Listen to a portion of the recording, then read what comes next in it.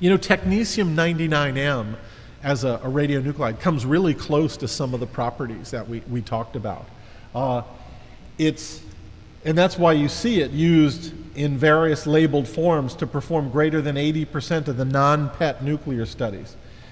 It decays with 88% of its nuclear transformation, resulting in the emission of 140 keV, about 140.5, 141 keV photon, which is great, right? That's ideal, escapes the body like we talked about, still low enough that we can stop it fairly readily. Unfortunately, the remaining 12% results in these energetic electrons and deposits dose in the patient, but that's a relatively small amount.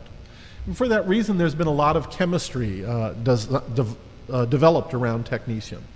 The other thing that's nice about technetium is we can really get technetium fairly readily using a molybdenum generator.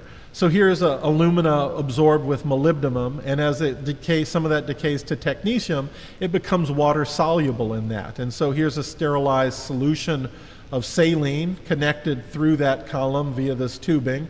And if you popped an evacuated vial onto the little needle, if you will, on the top of this, it would suck that fluid past that column, taking off the soluble technetium, and you'd end up with technetium in your vial, and hopefully it was working well, and you ended up with very minimal amount of breakthrough of molybdenum in your vial there. How many people still get a technetium generator like this delivered to their hospital here? So there's some, you know, more and more it's becoming, doses are becoming available if you especially live in a fairly well-populated metropolitan area where you can have your technetium delivered to you on a per dose basis. You tell them what time your study is going to occur, they will send you the unit dose that you need such that at that time it would have decayed to exactly what you needed it to be. But some places still have their generator that they use each day.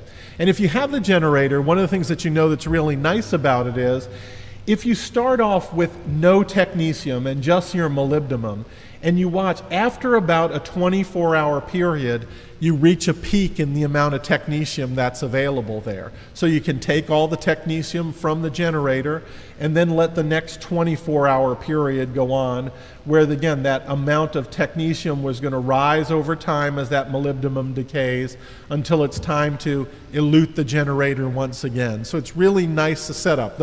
The ratio of half-lives between molybdenum and technetium are such that you end up in this transient equilibrium that reaches its maximum right around 24 hours, which is really convenient for what we do, where each morning we'd want to elute the generator and start our imaging for the day, if you will. I already mentioned that the fact that in nuclear medicine we're really trying to image physiology, right? And so that a lot of radiopharmaceuticals have been designed for that purpose. And if you go back, 20, 30 years ago, you had a lot of people doing radiochemistry in your nuclear medicine department to try and prepare things for you. And more those have been converted to commercial kits where you take that pertechnetate, that technetium that you've eluted from the generator, and you inject it into a vial using a syringe, and you do minimal things to either agitate that or heat it or just process it to get your radiopharmaceutical there. And that minimizes the need to really perform chemistry with radioactive materials in the nuclear medicine department. So for instance, here's one of the MAG3, one of the renal scan agents, right? And basically you just pop this vial out, top off, and inject the appropriate amount of pertechnetate in that